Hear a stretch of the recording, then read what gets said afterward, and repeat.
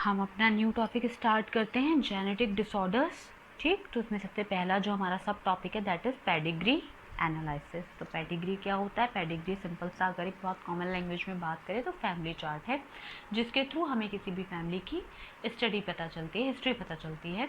ठीक है, कि उसमें कोई डिजीज़ रही है या नहीं रही है, उसके मदर फादर या फिर फादर की फैमिली में, मदर की फैमिली में कोई डिसऑर्डर था या नहीं था। ठीक है, तो ये हमें हेल्प करते हैं बेसिकली जेनेटिक डिसऑर्डर्स को फाइंड आउट करने में। ठीक है, तो अगर क्रोमोसोम्स की स्टडी होती है किसी बच्चे की या किसी बड़े की, किसी में कोई डिसऑर्डर निकलता है, तो हम फिर उसका पेडिग्री एनालिसिस करते हैं कि कहाँ से डिसऑर्डर इसके अंदर आया है। इसमें स्पेसिफिकली कुछ टाइप के सिंबल्स होते हैं। तो सबसे पहले जरा डेफिनेशन को देखते हैं। An analysis of traits in several of generation of a family is called pedigree analysis. ठीक है, एनालिसिस ऑफ ट्रेड्स का हम यहाँ पर क्या कर रहे हैं? एनालिसिस कर रहे हैं। ठीक है, in human genetics pedigree study provides strong tools which is utilized to trace the inheritance of specific trait, abnormality और डिजीज। तो ये स्ट्रॉन्ग टूल की तरह यूज़ किया जाता है, जिससे पता चल जाता है कि पर्टिकुलर डिजीज़ कैसे उस पर्टिकुलर ह्यूमन में आई, या फिर कोई किसी की फैमिली में कोई डिसऑर्डर है तो उससे हम पता कर सकते हैं कि आने वाले बच्चे में डिसऑर्डर होगा या नहीं होगा। तो ये बहुत सारी जगह पे हेल्पफुल रहता है। अब यहाँ पे स्क्वायर शेप एक सिंबल दिया है जो शो करता है अनअफेक्टेड मेल, मतलब एक ऐसा मेल जिसमें कोई एबनॉर्मेलिटी नहीं है। ये राउंड सर्कल अनअफेक्टेड फीमेल। ये जो ऐसे ट्रायंगल यहाँ पे दिया, इस तरह का दिया हुआ स्ट्रक्चर, ठीक, ये क्या करेगा? अनस्पेसिफाइड। ठीक है, सेक्स इसके बारे में नहीं पता है। लेकिन अगर यही स्ट्रक्चर्स फिल हैं किसी कलर से, लाइक जैसे मैंने यहाँ पे ब्लैक से किया है, तो ये शो करते हैं अफेक्टेड इंडिविजुअल को। ब्लैंक है तो अनअफेक्टेड, और अगर ऐसे फिल हैं तो अफेक्टेड। ये बीच में एक डैश दोनों को जोड़ रहा है, ये शो कर रहा है मीटिंग। मीटिंग मतलब इन दोनों की मैरिज हो गई है। ठीक है, अभी हस्बैंड वाइफ की तरह अपना लाइफ बिता रहे हैं। अगर ये डबल है तो इसमें क्या होगा? Meeting between relative. That means कि देखो यहाँ पे दिया हुआ है कजन। ठीक है, मैटिंग बिटवीन रिलेटिव्स मतलब जब एक ही फैमिली में शादी हो जाती है। बहुत सारे हम देखते हैं, बहुत सारे कल्चर होते हैं जहाँ पर एक ही फैमिली में शादी हो जाती है, तो उसको हम डबल बॉन्ड से शो करेंगे। ठीक, अब यहाँ देखेंगे parent above and children below, ये दोनों हैं। अब यहाँ पे जो शो कर रहा है इनके चिल्ड्रन को शो कर रहा है। अगर इस तरह का कुछ सिंबल है तो वो शो करेगा किसको? चिल्ड्रन को।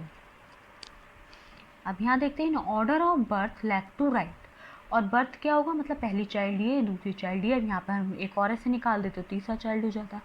ठीक, अगर इस तरह से आया तो parents with male child affected with disease. अगर इस तरह का शो कर रहा है तो ये हमें पता है मेल अफेक्टेड है। और ये अगर इस तरह से आ रहा है दैट मीन्स कि जो पेरेंट्स हैं उनके पास जो बॉय है, जो चाइल्ड है मेल, वो अफेक्टेड है। और ये जो इस तरह का दिया हुआ है ये अनअफेक्टेड ऑफ स्प्रिंग। ये इस तरह से अगर स्ट्रक्चर दिया हुआ है तो ये इसका सेक्स तो नहीं पता कि गर्ल है या बॉय, लेकिन ये अनअफेक्टेड है, इसको कोई भी डिजीज़ नहीं है। तो पेडिग्री एनालिसिस से हम डिसऑर्डर का काफ़ी हद तक, मैं ये नहीं कहूँगी यहाँ पर कि 100% श्योर रिजल्ट निकलता है, लेकिन ये काफ़ी हेल्पफुल एक टूल है। ठीक है, अब यहाँ पर देखते हैं human genetic disorder. DNA is carrier of genetic information. It transmitted from one generation to another without any change or alteration. A number of disorders in human beings have been found to be associated with the inheritance of changed or altered genes or chromosomes. तो हमें हमेशा से हमने जब भी genetics की बात करी हो तो डीएनए की बात ना करें, ऐसा हो ही नहीं सकता, क्योंकि डीएनए ही एक ऐसा कैरियर है जो एक जनरेशन से दूसरी जनरेशन में क्या करता है? इन्फॉर्मेशन को ट्रांसफ़र करता है, और वो भी without any alteration, as it is उसे फॉरवर्ड करेगा। ठीक है, और जब इसी फॉरवर्ड एक जनरेशन से दूसरी जनरेशन में फॉरवर्ड होता है डीएनए, तो जब यहाँ पर कोई डिसऑर्डर आ जाए, ठीक है, कोई ऑल्ट्रेशन कॉज हो जाए, म्यूटेशन आ जाए किस में? जीन्स में और क्रोमोसोम में, तो यही क्या करेगा? डिजीज़ को कॉज करेगा। सबसे पहले बात करते हैं ये जो जेनेटिक डिसऑर्डर है, इसमें सबसे पहले हम बात करेंगे मेंडेलियन डिसऑर्डर की। तो होते क्या हैं? Mendelian disorders mainly determined by alteration और म्यूटेशन इन सिंगल जीन। तो कैसे होगा ये, सिंगल जीन में ऑल्ट्रेशन हुआ है या म्यूटेशन हुआ है, उसकी पोजीशन चेंज हुई है या वो डिलीट हो गया है या उसमें कुछ ऐड हो गया है, ठीक। Transmitted to the offspring in the same way of principle of inheritance. और जो ऑफस्प्रिंग में कैरेक्टर्स आते हैं वो काफ़ी हद तक फॉलो करते हैं, बिल्कुल सेम फॉलो करेंगे प्रिंसिपल ऑफ इनहेरिटेंस जो हमने प्रीवियसली इस चैप्टर में पढ़ा है, ठीक है। पी प्लांट पर पढ़ा था, लेकिन वो जो फॉरवर्ड हो रहे हैं जीन्स वो ह्यूमन बीइंग में भी या एनिमल में भी अप्लाई होंगे। Mendelian disorder traced by the pedigree analysis, और पेडिग्री एनालिसिस से हम मेंडेलियन डिसऑर्डर को बहुत आसानी से इजीली ट्रेस कर सकते हैं, ठीक। अब यहाँ एग्जाम्पल है hemophilia, cystic fibrosis, sickle cell anemia, colour blindness, ये सब फेनाइलकेटोन यूरिया, थैलेसीमिया एग्जाम्पल दिया हुआ है, ठीक है। और can be dominant and recessive. Dominant मतलब या तो ये शो हो जाएंगे, रेसेसिव या फिर ये क्या करेंगे एज ए कैरियर, मतलब किसी के अंदर हैं ये लेकिन शो नहीं होंगे, लेकिन जब उससे किसी और जनरेशन में जाएंगे तो शो हो जाएंगे। अगर ऐसी कंडीशन है तो रेसेसिव, और अगर पर्टिकुलर इंडिविजुअल में शो हो रहे हैं तो उसे हम बोलेंगे dominant. Haemophilia, colour blindness, x linked, यानी कि हीमोफीलिया और कलर ब्लाइंडनेस का जो जीन है वो एक्स क्रोमोसोम पर कैरी करता है। इसका मतलब ये है जो फीमेल है वो इसकी कैरियर होगी, ठीक है। और फीमेल से जो एक्स क्रोमोसोम जिसमें भी जाएगा वो भी कैरियर हो जाएगा, ठीक।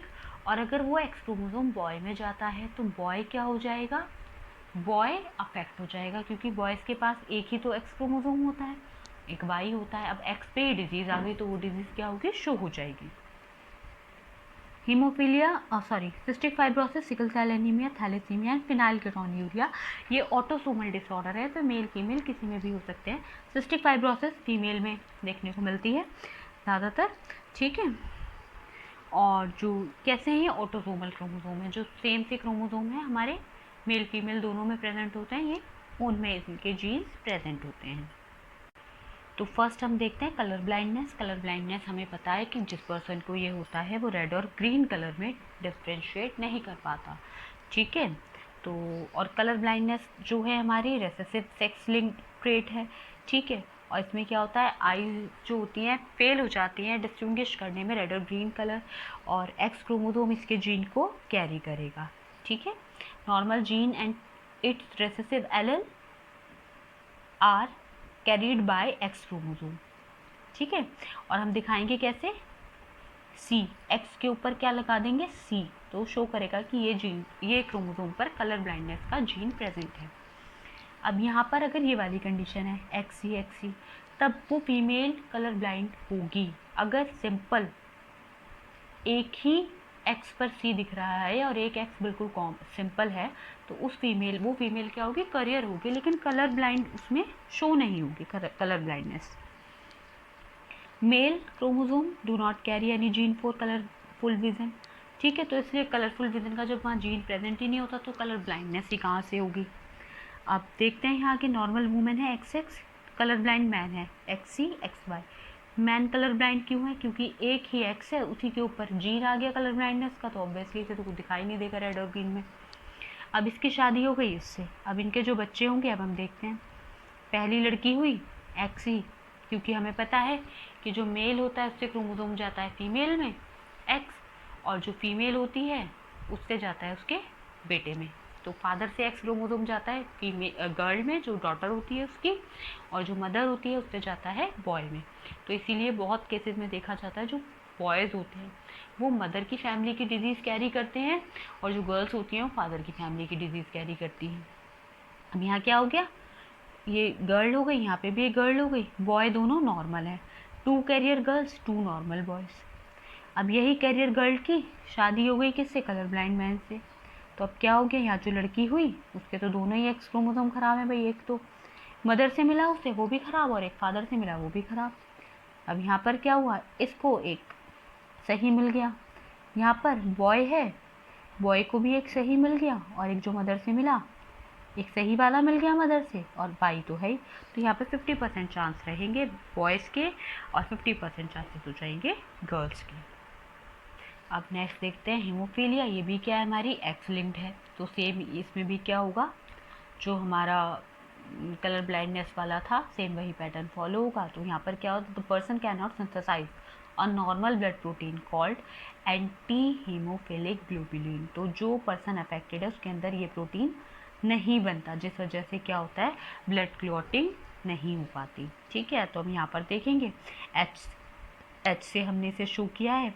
तो कैरियर वुमेन की जब शादी होती है एक नॉर्मल पर्सन से, तो जो नॉर्मल गर्ल है एक कैरियर गर्ल बनेगी, एक नॉर्मल बॉय, और एक क्या होगा, करियर बॉय नहीं होगा, ये अफेक्टेड होगा। यहाँ ये रॉन्ग लिखा है, ये क्या होगा, अफेक्टेड। अफेक्टेड क्यों होगा, सेम वही वाला केस कि भाई एक ही तो एक्स क्रोमोसोम है, उस पर भी जीन आ गया तो क्या होगा, अफेक्ट हो जाएगा।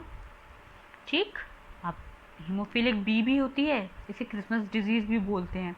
इसमें क्या होगा, प्लाज्मा जो होता है थ्रोम्बोप्लास्टिन इसके अंदर एब्सेंट हो जाता है। ठीक, तो सेम इसका भी पैटर्न सेम ही होगा। नेक्स्ट बात करेंगे सिकल सेल एनीमिया। ठीक है, सिकल सेल एनीमिया में क्या होता है, जो आरबीसीज की शेप होती है वो सिकल शेप हो जाती है, और ऑक्सीजन का जो उसके अंदर कैरी करने का जो वे है, ठीक है, हीमोग्लोबिन बहुत कम अमाउंट में हो जाता है, और ऑक्सीजन प्रॉपर बॉडी को सप्लाई नहीं हो पाती। ऑटोसोमल है, मतलब मेल फीमेल किसी में भी हो सकती है, तो स्पेसिफिकली कोई इसके लिए रिस्पॉन्सिबल नहीं होगा। जैसे एक्स लिंक्ड में क्या होता है, फीमेल रिस्पॉन्सिबल है, और अगर बाई लिंक्ड है तो मेल रिस्पॉन्सिबल होगा। बट यहाँ पर ये कहाँ पर प्रेजेंट है, ऑटोसोमल जीन्स में, क्रोमोसोम में, सॉरी। और किसके थ्रू हो रही है, disease controlled by single pair of allele HB and HBS, इससे हम इसे शो करेंगे। ठीक है, तो ये नॉर्मल है, अगर HbA है normal homozygous, HbA and HbS है तो नॉर्मल करियर है, और अगर HbS शो कर रहा है तो मतलब डिजीज़ है। और ऐसे जो बच्चे होते हैं ज़्यादातर मैच्योरिटी अटेन नहीं कर पाते, उससे पहले ही क्या होती है, डेथ हो जाती है, क्योंकि ऑक्सीजन प्रॉपर बॉडी में सप्लाई नहीं हो पाती, और हीमोग्लोबिन डे बाई डे क्या होता है, इतना लैक हो जाता है, तो उनका सर्वाइवल बहुत मुश्किल हो जाता है। और सिकल सेल एनीमिया वाले जो लोग हैं वो सिर्फ एक चीज़ से प्रिवेंट रहते हैं, तो क्या रहते हैं ये लोग, मलेरिया से प्रिवेंट रहते हैं। ठीक है, अब यहाँ पर क्या है, देखो GAG ग्लूटामाइन के लिए इसे कोड करना है, लेकिन यहाँ पर क्या होगा, एबनॉर्मलिटी कॉज होगी, और यही GUG बन जाएगा, और ये किसके लिए कोड करने लगेगा, वेलेनाइन के लिए। कौन सी कंडीशन है, HbS, यानी कि अफेक्टेड पर्सन है। अब आप सोचोगे ग्लूटामाइन, वेलेनाइन ये सब क्या है, तो इन सब के लिए अभी यहाँ पर आपको अपने दिमाग पे जोर डालने की ज़रूरत नहीं है, ये चैप्टर 6 का पार्ट है, तो हम इसको वहाँ पर स्टडी करेंगे। ठीक है, अभी हम आगे अब यहाँ देखते हैं, the mutant haemoglobin molecule undergoes polymerization under low oxygen tension causing the change in shape of the RBC from biconcave disc to elongate sickle cell structure। तो हमने क्लास 11th में थोड़ा सा जाएंगे और याद करेंगे कि वहाँ पर हमने जो अपना एक ग्राफ हीमोग्लोबिन का और ये सारा पढ़ा था, ऑक्सीजन डिसोसिएटिव कर्व है ना, एक ग्राफ था पूरा, और सिग्मॉइड ग्राफ, ये सब चीज़ें हम पढ़ कर आए थे, right, sigmoid curve sorry, and oxygen dissociative graph या डिसोसिएशन ग्राफ, ऑक्सी हीमोग्लोबिन भी लिखा मिलेगा। और हमें पता था कि पार्शियल प्रेशर के अकॉर्डिंग वर्क करता है जो गैस का मूवमेंट है। अब यहाँ पर क्या हो रहा है, लो ऑक्सीजन टेंशन हो जाएगा, लो ऑक्सीजन हो जाएगा, तो एक टेंस एनवायरनमेंट क्रिएट हो जाएगा आरबीसीज के अंदर, ज़्यादा उसे एफर्ट करना पड़ेगा ऑक्सीजन को सर्कुलेट करने के लिए, राइट। तो उसकी वजह से क्या होगा, आरबीसीज की जो शेप है वो बाइकॉन्केव से हो जाएगी सिकल सेल स्ट्रक्चर, राइट।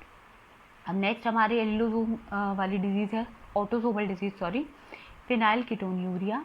इसमें क्या है, this inborn error of metabolism is also inherited है, और इनबॉर्न मतलब बाई बर्थ ही डिजीज कॉज होती है, ऑटोसोमल रेसेसिव ट्रेट है, affected individual lack a liver enzyme phenylalanine hydroxylase. तो ये एंजाइम है, इसको ध्यान रखोगे, ठीक है, लीवर में होता है एंजाइम, तो वो एंजाइम लीवर में प्रेजेंट नहीं होता, जिसकी वजह से क्या होता है, और वो कन्वर्ट हो जाता है अमीनो एसिड किसमें, फिनाइल एलेनाइन इनटू ट्रायोजीन। यहाँ हाइड्रोक्सिलेज की जगह ट्रायोजीन में कन्वर्ट हो जाता है, और phenyl alanine accumulate and converted किस में कन्वर्टेड हो जाएगा, phenyl pyruvic acid and other derivative. तो फिनाइल पायरुविक एसिड और उसके डेरिवेटिव्स बनाएगा, जिसकी वजह से क्या होगा, एक्यूमुलेशन होगा, ठीक है। इसका ब्रेन में अगर एक्यूमुलेशन होता है तो मेंटल रिटार्डेशन कॉज होगी, और एक्सक्रीट होगा through urine due to poor absorption by kidney, और किडनी इसका एब्जॉर्प्शन नहीं कर पाएगी और ये यूरिन के थ्रू निकलने लगेगा, तो किडनी में भी प्रॉब्लम आती है। स्किन पिगमेंटेशन होने लगता है। हमने पीछे पढ़ा था कि बहुत सारे सेवरल कैरेक्टर्स को ये सिंगल ट्रेट क्या कर रहा है, ये डील कर रहा है।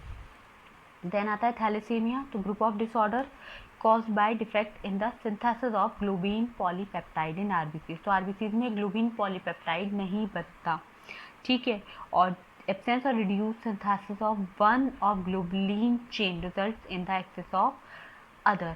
तो क्या होगा, ये प्रॉब्लम क्रिएट करेगी। ग्लोबुलिन चेन जो हमारी है फर्दर में क्या होगा, अब ये प्रोटीन जो हमारा ये ग्लोबुलिन पॉलीपेप्टाइड था, इसके बनने में फिर प्रॉब्लम होने लगेगी। और फिर से मैं एक बात यही बोलूँगी कि थैलेसीमिया भी हमारा जो नेक्स्ट चैप्टर है हमारा, ठीक है, हम अपने नेक्स्ट चैप्टर में थैलेसीमिया के बारे में भी पढ़ेंगे, ठीक।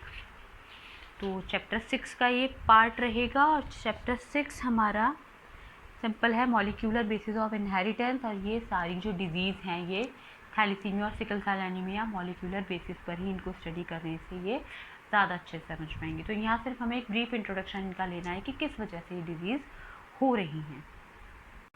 अब यहाँ हम देखते हैं क्रोमोसोमल डिसऑर्डर। अभी तक हम बात कर रहे थे मेंडेलियन डिसऑर्डर को, जिनको हम पेडिग्री एनालिसिस के थ्रू स्टडी कर सकते थे। अब यहाँ क्रोमोसोमल डिसऑर्डर है, disorder created by imbalance in chromosome number and chromosomal rearrangement. तो क्रोमोसोमल जो रीअरेंज होते हैं, ठीक है, और जो उनका नंबर है क्या होता है, वो चेंज होने लगता है, उनमें डिसऑर्डर हो जाता है। तो सबसे पहले क्या आ रहा है हमारा डाउन सिंड्रोम।